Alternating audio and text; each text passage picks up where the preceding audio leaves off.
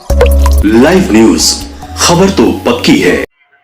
नमस्कार साथियों, जय हिंद।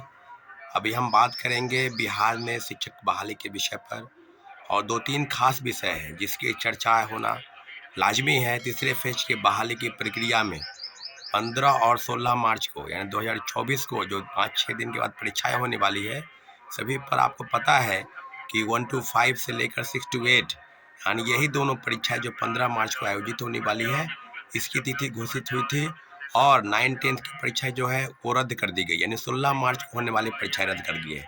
आप सबको पता है कि 11-12 यानी 11वीं से 12वीं की परीक्षा की कोई तिथि घोषित नहीं हुई है।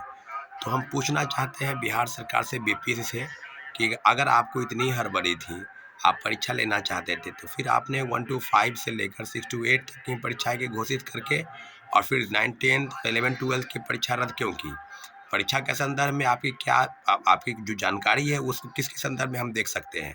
तो सारी चीज़ें अब बिल्कुल सामने हैं कि लोगों का ये कहना है कि बीपीएससी के चेयरमैन लगभग 1 महीने बीत गए, पूर्व चेयरमैन अतुल प्रसाद जी के सेवानिवृत्त होने के बाद अभी तक पद खाली है और माननीय मुख्यमंत्री जी अभी विदेश दौरे पर हैं। मुझे लगता है कि क्या बीपीएससी को क्या ऐसी ज़रूरत है? क्या बीपीएससी कौन से ऐसे गंभीर चीज़ों से गुजर रही है? तो सारी चीज़ों पर अगर बात करेंगे तो इतना ज़रूर है कि शिक्षक बहाली के मुद्दे पर जिस प्रकार से हड़बड़ी दिखाई गई, सेकेंड फेज की बहाली और प्रथम फेज की बहाली यानी दूसरे फेज की बहाली और प्रथम फेज की बहाली, दोनों फेज में सीटेट फेल, एसटीटी फेल और कई फर्जी प्रमाण पत्र के आधार पर लोग बहाल हो गए और आज उनको बाहर किया जा रहा है। तो सप्लीमेंट्री रिजल्ट के नाम पर लगातार जो धोखा और षड्यंत्र किया गया, उसकी जिम्मेवारी कौन लेगा? लगातार भारतीय जनता पार्टी के नेता जो आज एनडीए गठबंधन में है और दोनों उप मुख्यमंत्री लगातार सुर्खियों में, लगातार सवाल सरकार से कर रहे थे जब वो विपक्ष में थे कि सप्लीमेंट्री रिजल्ट जारी होना चाहिए, सप्लीमेंट्री रिजल्ट जारी होगा। तो फिर आज कौन सी मजबूरी है कि आप सरकार में शामिल होने के बावजूद भी आप शिक्षक अभ्यर्थियों की समस्या का समाधान नहीं कर पा रहे हैं? और बीपीएससी जो बहाली प्रक्रिया निकाली है, उसको एक परीक्षा का घोषणा करने के बाद परीक्षा को रद्द करना, कहीं न कहीं मुझे लगता है कि सिर्फ औपचारिकता बाकी रह गई है और 15 मार्च को जो परीक्षा होने वाली है, मुझे लगता है कि वो भी किसी कारणवश जो है वो टाली जाएगी। तो इंतज़ार करना है कि बीपीएससी और शिक्षा विभाग सरकार के उन आदेशों का अगर पालन करने में असमर्थ है, तो वो असमर्थता कहाँ चली गई? आपको याद होगा कि सेकेंड फेज की बहाली में परीक्षा के होने के बाद मात्र 5 दिन के अंदर रिजल्ट का प्रकाशन किया गया। तो आज बीपीएससी से जो बहाली तीसरे फेज की भी निकली है, लगभग 87,000 पदों पर, उस पदों पर क्या हुआ?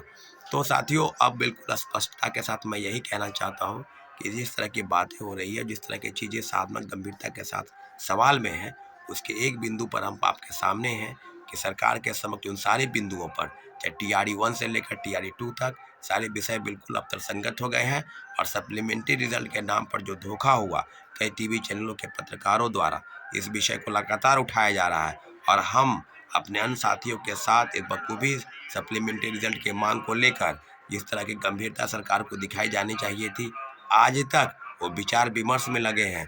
और मुझे लगता है कि देश में जो आम चुनाव होने वाले हैं, तो सारी कवायद चाहे प्रशासन की हो चाहे सरकार की हो, वो चुनाव मोड में लग जाएगी। तो शिक्षक अभ्यर्थियों के साथ जो धोखा और षड्यंत्र हुआ है, कहीं न कहीं उनका खामियाजा उनको आम चुनाव में भुगतना पड़ेगा।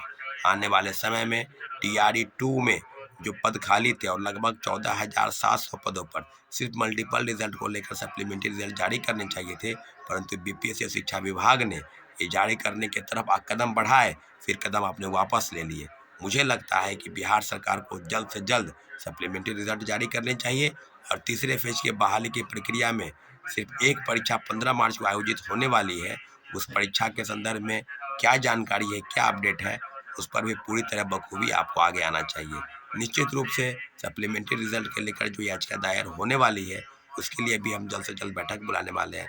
निश्चित रूप से हम अपनी बातों को विराम देते हैं और निश्चित रूप से शिक्षक अभ्यर्थियों के साथ हम पूरी तरह से खड़े हैं। धन्यवाद। जय हिंद।